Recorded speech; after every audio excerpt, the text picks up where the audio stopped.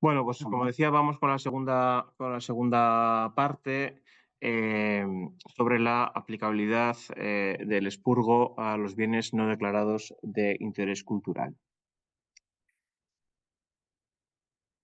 Como les decía en la primera parte, en los bienes de titularidad de las administraciones públicas debemos distinguir entre los bienes demaniales, que son aquellos que están afectados al servicio público, que, como decíamos, que no se pueden, eh,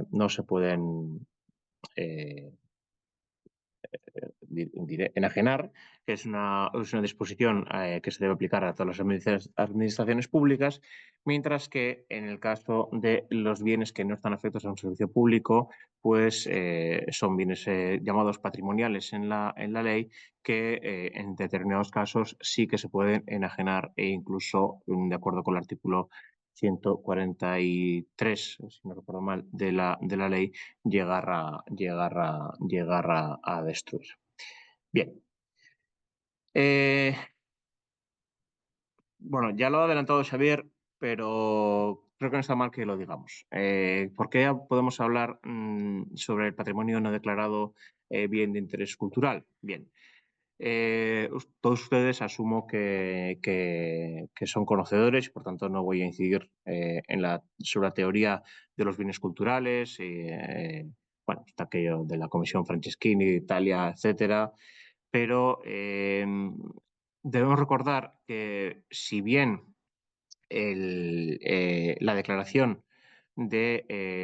sea, si bien estamos todos de acuerdo en que un bien tiene interés cultural sin que, o sea, independientemente de la declaración por parte de las organizaciones públicas, lo cierto es que para la protección jurídica, para la protección que les confiere la legislación de patrimonio histórico, o en el caso de Euskadi, de patrimonio cultural, pues sí que hace falta un acto declarativo. Acto declarativo que incluso se puede extinguir. Es decir, la ley patrimonio histórico y artístico español menciona en el artículo 9 que la declaración de bien de interés cultural se podrá realizar o bien por ley o bien de forma individualizada por Real Decreto, y prevé que esta declaración también quede sin efecto por otro Real Decreto, siempre que exista un informe razonable, favorable y razonado de alguna de las instituciones consultivas. Una previsión que, bueno, tiene su... en fin, una cuestión similar está prevista en la Ley de Patrimonio Cultural Vasco y también en las leyes de patrimonio cultural del resto de comunidades autónomas. Y, por tanto, como decía, la protección que confiere la ley a los bienes de interés cultural no nace hasta que se realiza ese acto expreso del bien como interés cultural y se puede revocar, se puede llegar a cancelar esa protección. Esto es muy interesante y bastante importante, porque al final, quitando el patrimonio cultural inmaterial que decíamos antes, los bienes tanto muebles como inmuebles que se supone, o de los que se valora que tienen un interés cultural, pues las técnicas para su conservación son las técnicas propias de las funciones de policía y, por tanto, lógicamente requieren una individualización y un comienzo de las acciones, porque obviamente las administraciones pues no pueden o no podemos proteger, digamos, todo aquello que dependa de un juicio de valor. Tiene que haber algo que en el caso del Estado es un Real Decreto y en el caso de la Comunidad Autónoma del País Vasco es un decreto del Consejo de Gobierno. Tiene que haber algo que individualice el bien en concreto a proteger. Bien.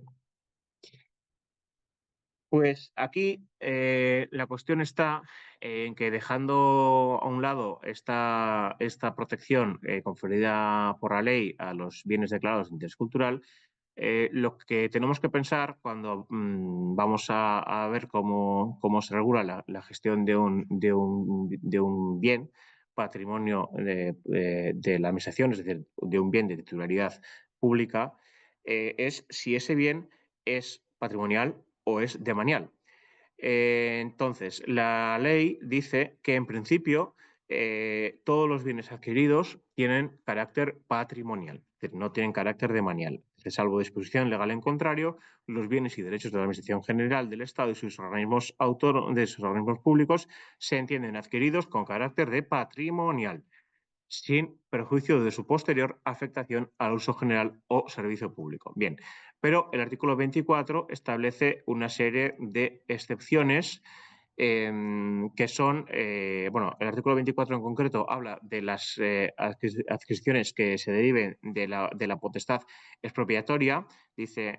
que los bienes que se adquieren mediante expropiación se entenderán que son demaniales, puesto que la afectación del bien o derecho al uso general o al servicio público está implícita en la expropiación, pero también la ley en artículos creo que es 25 y 26 da otros supuestos en los que los bienes se entienden también demaniales porque en su adquisición pues la administración ha hecho uso de prerrogativas administrativas que por tanto pues se entiende que la razón de ser del uso de esa prerrogativa es efectivamente el que ese bien sea necesario para el servicio público y por tanto el bien debe tener la característica de demanial. Pero en el resto de casos, por ejemplo, que me parece que es un supuesto muy propio para mencionar aquí en Gordaiua, que es la donación, es decir, un bien adquirido por una donación de un particular a la administración, ese bien, salvo que posteriormente se afecte, es un bien que tiene carácter patrimonial, es decir, no está afectado por la legislación de los bienes demaniales. La afectación al uso general o al servicio público, en principio, dice la afectación, en el artículo 65, la afectación determina la vinculación de los bienes y derechos en uso general con un servicio público, con la posible integración del dominio público. Bien, es decir, que la integración del dominio público se hace por afectación de un bien al servicio público. Bien, pero lo importante aquí es el artículo 66, que dice que la forma de la afectación, perdón, no de la aceptación, de la afectación al servicio público, salvo que derive de una norma con rango legal, la afectación deberá hacerse en virtud de acto expreso del órgano competente, en el que se indicará el bien y derecho, el fin que se destina, la circunstancia, etcétera, etcétera. Pero lo importante es que se debe realizar por acto expreso del órgano competente, es decir, del órgano que en la respectiva administración pública pues tiene la competencia para realizar esa afectación. Sin embargo, el artículo 66, en el apartado 2, pues también prevé una serie de excepciones. No sé si se ve bien, porque es verdad que me empeñé en copiar todo el apartado 2 y la letra se queda un poco pequeña, pero aquí hay varios puntos que son importantes, pero especialmente para mí son especialmente importantes el artículo 66.2a y el artículo 66.2e. La 66.2a dice: la utilización pública notoria y continuada por la Administración General del Estado, aquí debe entenderse la administración pertinente, y derechos de utilidad pública para un servicio público o para un uso general. Aquí, bueno, el B vuelve a la cuestión de la forma de adquirir mediante prescripción adquisitiva. Bueno, aquí no nos interesa demasiado. La adquisición de bienes y derechos por expropiación forzosa, que lo hemos mencionado antes, que también está en el artículo 24. La aprobación por el Consejo de Ministros, que aquí yo creo que también debe entenderse el órgano correspondiente de la administración que se trate, de planes de actuación general o proyectos de obras o servicios cuando de ello resulte la vinculación de bienes y derechos determinantes a fines de uso o servicio público. Es decir, cuando en una obra o en un proyecto se mencione que un bien queda afectado a esa obra y, por tanto, al servicio que se dará en ese edificio o en el servicio correspondiente, pues lógicamente ese bien queda afectado también al uso público. Y el E, que esto me parece bastante importante, insisto, en el contexto de Gordailoa, pero me imagino que ustedes en distintas comunidades autónomas tendrán una situación similar. Dice, la adquisición de los bienes muebles necesarios para el desenvolvimiento de los servicios públicos o para la decoración de dependencias oficiales. Esto lo digo porque, si no me equivoco, aquí es relativamente costumbre ceder bienes muebles, en concreto cuadros, bueno, y esculturas y otros bienes para decorar estancias de la Diputación. Y estoy seguro que ustedes en otras comunidades autónomas, en otras administraciones, también tendrán una cuestión, un tratamiento similar. Pues en principio todo aquello que se emplee en ese uso quedará afecto al servicio público y, consecuentemente, pasará a catalogarse como bien demanial. Bien, aquí el artículo 73 habla de la adscripción, que también lo hemos dicho antes, pero bueno, no está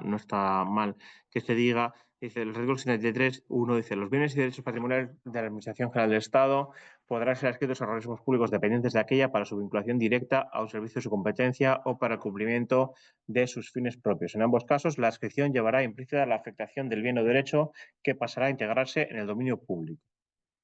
En el punto 2 dice, igualmente, los bienes y derechos propios de un organismo público podrán ser adquiridos al cumplimiento de fines propios del bien. Y el apartado 3, cuando dice que la adscripción afectará a la titularidad sobre el bien, aquí debe entenderse bien lo que dice. Yo creo que lo dice bastante claro, pero bueno, para que no quede ninguna duda. El artículo 73.3 se refiere a la titularidad del bien, es decir, a quién es su propietario. No está hablando de si es demanial o patrimonial. Esto está pensado para una administración como la Administración General del Estado, que tiene, además de la propia de los ministerios y demás, tiene pues una serie de organismos autónomos, fundaciones, bueno, etcétera, todo el sector público de la Administración General del Estado, y por tanto aquí se prevé que un bien propiedad de la Administración General del Estado, pues se adscriba a otra persona jurídica, es decir, a uno de estos organismos autónomos, a una de estas fundaciones, etcétera, pero no por esa adscripción dejará de ser propiedad de la Administración General del Estado. Esto es relativamente importante porque una técnica similar pues, puede emplearse en cualquier administración. Bien, por tanto, aquí lo importante es la idea de la adscripción a un servicio público. En la ley de patrimonio no se menciona nada, no se define lo que es el servicio público, pero es que tampoco se define en prácticamente ninguna ley. De hecho, como tal, como concepto jurídico del servicio público, no está definido en la legislación positiva española. Pero bueno, se ha escrito bastante sobre esta idea. Garrido Falla tiene también un artículo precioso. Bueno, tiene unos añitos, pero no por ello pierde actualidad. Pero yo considero, y aquí insisto, es una opinión, que el concepto del servicio público debe entenderse de forma amplia y que debe entenderse en relación con la legislación específica a la que nos refiramos. Y aquí, a modo de ejemplo, pero por una vinculación directa con el asunto que nos ocupa, está la idea de los museos. La Ley de Patrimonio Histórico Español define los museos como las instituciones de carácter permanente que adquieren, conservan, investigan, comunican y exhiben para fines de estudio, educación y contemplación conjuntos y colecciones de valor histórico, artístico, científico y técnico o de cualquier otra naturaleza cultural. Y luego dice que bueno, quedarán sometidos al régimen que de la presente ley establece para los bienes de interés cultural, los inmuebles destinados a la instalación de archivos, bibliotecas y museos de titularidad estatal, así como los bienes muebles integrantes del patrimonio histórico español en ellas custodiados. Bien, el artículo 60.1 es importante porque de alguna forma se extiende la protección de la Ley de Patrimonio Histórico a todos los bienes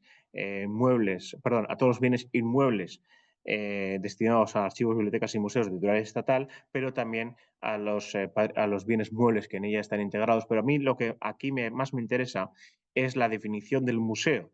que con esa definición, que también la tenemos una definición parecida en la ley de museos de Euskadi, que voy a leer a continuación, pues creo que está bastante claro que el museo es como tal un servicio público. La ley de museos de Euskadi dice, el artículo 2.1, son museos a los efectos de la presente ley, las entidades de carácter permanente, sin ánimo lucrativo, abiertas al público, y dice, al servicio de la sociedad y de su desarrollo,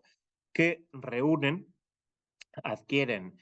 conservan, ordenan, documentan, investigan, difunden y exhiben de forma científica, estética y didáctica, con fines de estudio, educación, disfrute, promoción científica y cultural, conjuntos y colecciones, bla, bla, bla, de valor histórico, artístico, etcétera. Es decir, pero aquí lo importante es que, más allá de que estén abiertos al público, el hecho de que conservan, ordenan, documentan, investigan y difunden todos estos bienes que a continuación se mencionan. Y las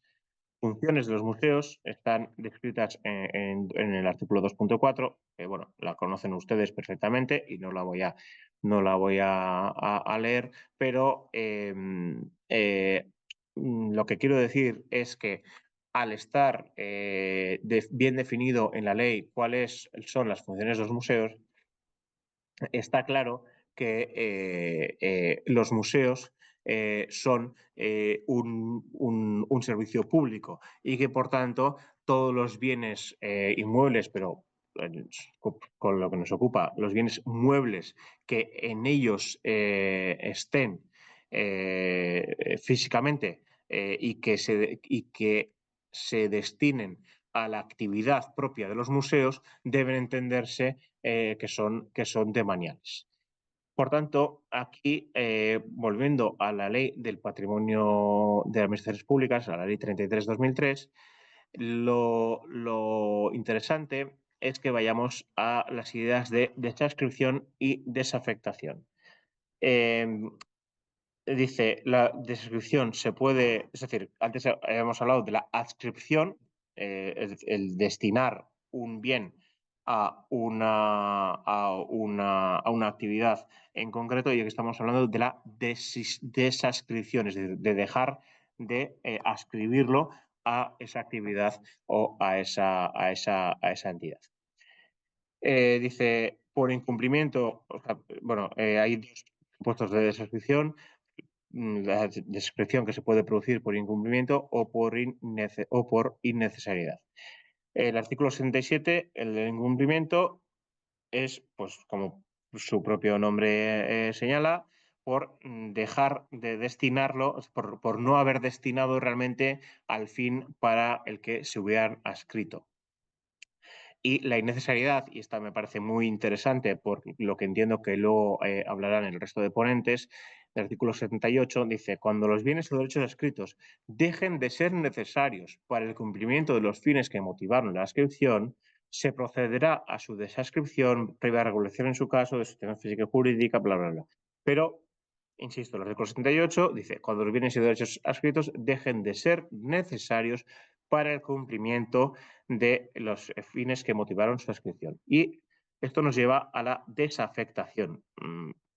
Recordarán ustedes que al principio decía que los bienes demaniales son aquellos que están afectados al uso público. Pues bien, la desadscripción lleva implícita la desafectación, es decir, no está destinada ese bien al servicio público.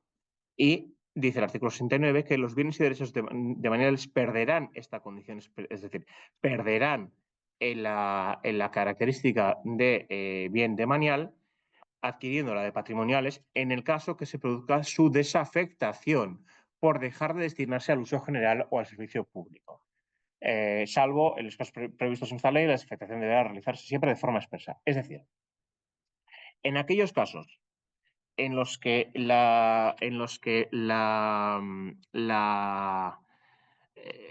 servicio público no sea necesario, se entienda que no es necesario ya un bien para ese servicio público, incluyendo las labores propias de los museos, yo entiendo que se puede proceder a la desafectación y, consecuentemente, a la conversión en bien patrimonial y, llegado el caso, a su enajenación. Esto implica un juicio técnico por parte de ustedes, en el sentido de que alguien tiene que decidir, y aquí retomo lo que veíamos al principio de la regulación del expurgo que se hace en la legislación en materia documental. Recordarán ustedes que las juntas de expurgo tenían la función de considerar que un archivo en concreto pues ya no cumple la función para la que, bueno, pues para la que se debe conservar el archivo, y por tanto se puede proceder a su enajenación o destrucción. Por tanto, yo considero que la ley o la legislación entendida sistemáticamente es también muy clara, en el sentido de que si un bien en concreto no es necesario para, bueno, pues para la investigación o para la conservación, es decir, para las labores propias de los museos, entendidos aquí en fin, de una forma muy amplia, y entendiendo también pues que edificios como Gordaiva pueden entrar dentro de la definición legal del museo. Como decía, si no cumplen esa función para la cual han sido adquiridas y mantenidas en el patrimonio de la administración pública, pues se puede llegar a expulsarlos. Entonces, aquí para terminar, y dado que yo soy consciente de que hablar del expurgo, entendiendo como eliminación, puede ser muy duro, y sobre todo cuando estamos hablando de bienes que, bueno, pues que aunque es posible que no tengan el suficiente interés como para que se siga haciendo, entre comillas, el esfuerzo del mantenimiento por parte de las administraciones públicas, sigue teniendo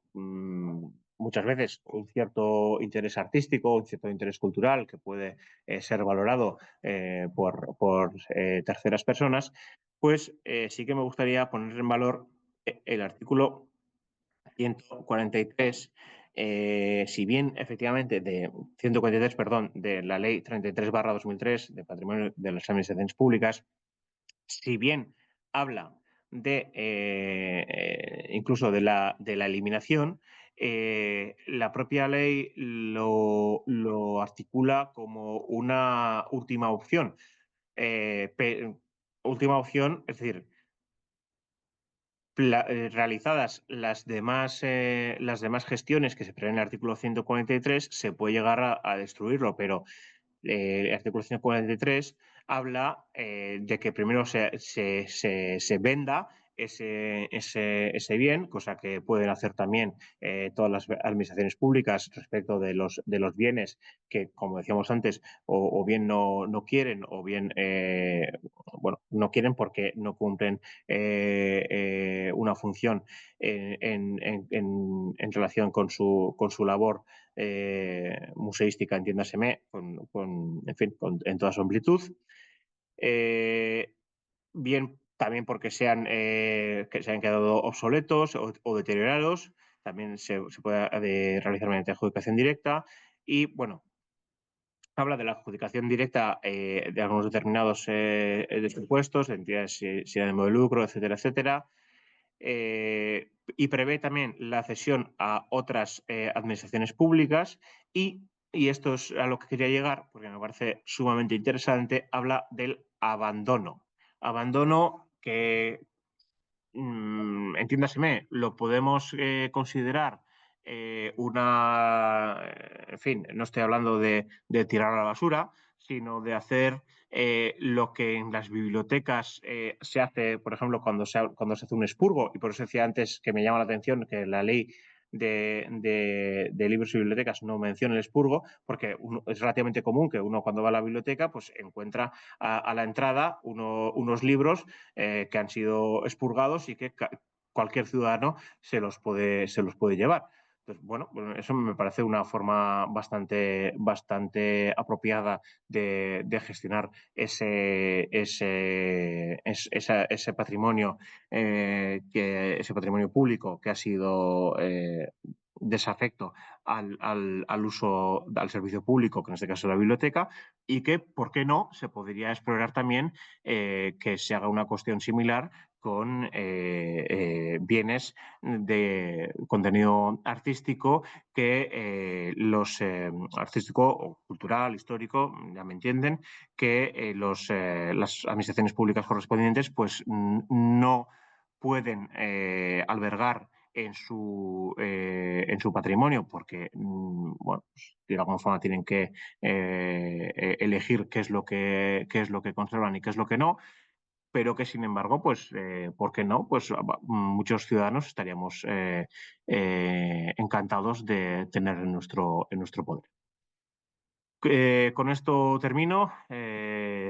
por supuesto, reiterando, dando las gracias tanto a la organización como al resto de ponentes y reiterando, por supuesto, que todos aquellos puntos que he expuesto, que creo que he insistido una y otra vez que era mi opinión, pero bueno, que son han